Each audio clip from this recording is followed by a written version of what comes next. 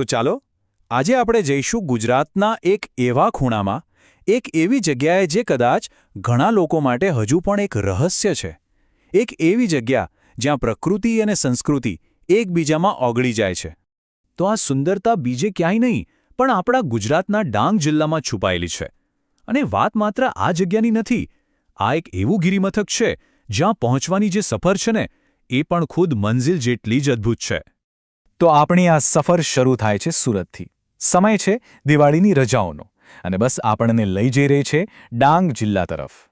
અને જેવો સૂરજ ઉગે છે ને બસ જાણે એકદમ નવી જ દુનિયામાં પ્રવેશી જાય છે. ચારે બાજુ બસ ગાઢ જંગલોથી ઢંકાયેલી ટેકરીઓ. આ છે ડાંગ, એક એવો પ્રદેશ જે એની કુદરતી સુંદરતા અને એકદમ અલગ સંસ્કૃતિ માટે જાણીતો છે. હવે જેવી બસ ગામડાઓમાં પહોંચે છે ત્યારે આપણી મુલાકાત થાય છે અહીંના સ્થાનિક લોકો સાથે. અહીંના મૂળ રહેવાસીઓ, જેમને ખૂબ જ ગર્વથી ડાંગી કહેવાય છે. આ લોકોને જોઈને એવું જ લાગે કે જાણે એ આ જંગલનો જ એક હિસ્સો છે. એમનું જીવન પ્રકૃતિ સાથે એકદમ તાલમેલમાં ચાલે છે. એમની સાદગી, એમની નિર્દોષતા બધું જ એમના ચહેરા પરથી જ પરખાઈ આવે છે.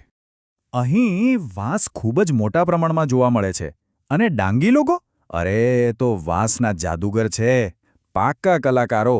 એ લોકો વાંસમાંથી એવી તો સુંદર વસ્તુઓ બનાવે છે ને કે એની માંગ આપણા દેશમાં જ નહીં પણ વિદેશોમાં પણ છે.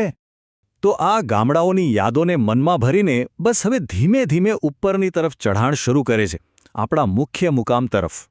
અને હવે ખરી મજા શરૂ થાય છે. દરેક વળાંગ પર એક નવું જ દ્રશ્ય. આખું જંગલ લીલી ચાદર ઓઢીને બેઠું હોય એવું લાગે. ખરેખર આંખોને શાંતિ મળે એવા નજારા હોય છે. ખ્યાલ છે, આપણે લગભગ 1000 મીટરની ઊંચાઈએ ચડી રહ્યા છીએ.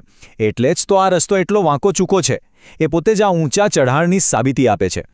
હવે આ રસ્તાની એક ખાસ વાત છે. એનો આકાર જ, એના વળાંકો જ આપણને આપણી મંઝિલના નામનો ઇશારો કરે છે. ધ્યાનથી જુઓ તો એવું જ લાગે જાણે કોઈ મોટો સાપ પહાડ પર ચડી રહ્યો હોય. અને બસ આ જ તો છે સાપુતારા, જેનો અર્થ જ થાય છે સાપોનું ઘર અથવા સર્પોનું નિવાસસ્થાન. હવે સમજાયું ને કેમ રસ્તો એવો હતો? ચલો તો આખરે આપણે પહોંચી ગયા ટોચ પર. અને અહીં છે સાપુતારા, એક એવી જગ્યા જે ફક્ત પ્રકૃતિ જ નહીં પણ સંસ્કૃતિનો પણ એક અદ્ભુત અનુભવ કરાવે છે. અહીં કરવા જેવું ઘણું બધું છે.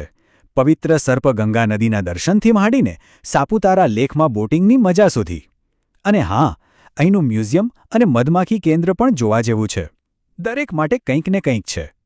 દિવસ તો સુંદર છે જ, પણ સાપુતારાનો અસલી જાદુ એ તો રાત્રે જ ખીલે છે, જ્યારે સૂરજ આથમી જાય છે. રાત્રે ડાંગી લોકનૃત્ય જોવાની મજા જ કંઈક ઓર છે. અને એ પૂરું થયા પછી જ્યારે ટેકરી પરથી નીચે ખીણમાં નજર કરો ને તો એક જાદુઈ દ્રશ્ય જોવા મળે. દૂર દૂર ઝૂંપડીઓમાં જે નાના નાના દીવા બળતા હોય એ જોઈને એવું જ લાગે કે જાણે આકાશના બધા તારા જમીન પર ઉતરી આવ્યા છે. તો આખી સફરનો અનુભવ કેવો રહ્યો? કોઈ પણ જગ્યાની મુલાકાત પછી સૌથી મહત્વનું એ જ હોય છે કે એ જગ્યા આપણા મનમાં કઈ યાદો છોડી જાય છે. અને સાપુતારાનો અનુભવ એવો છે ને કે એમ જ થાય કે બસ 1-2 દિવસ પૂરતા નથી. આ એટલી શાંત અને સુંદર જગ્યા છે કે અહીં વધુ સમય રોકાઈને બસ આરામ કરવાનું અને આ સૌંદર્યને મનમાં ઉતારવાનું મન થાય, વારંવાર આવવાનું મન થાય.